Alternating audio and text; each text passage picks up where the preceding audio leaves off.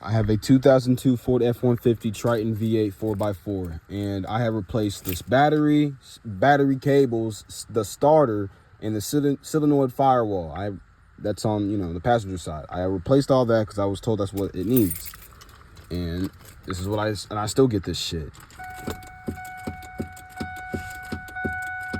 Everything still turns on. The radio eventually turns on, but everything still turns on until I crank it. Shit turns off, except that and those two.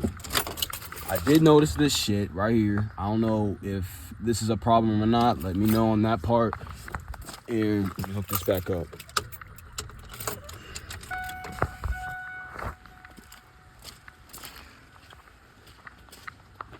I did earlier put this right here, the black one that's connected to the alternator, on top, and the red one, thick wire, on the bottom. But I blew the firewall fuse. I blew the solenoid, and so I bought a whole new one, and I switched it back how it originally was supposed to. And I tried to start it, still ain't do nothing. Let me show you what it sounds like when I try to start it.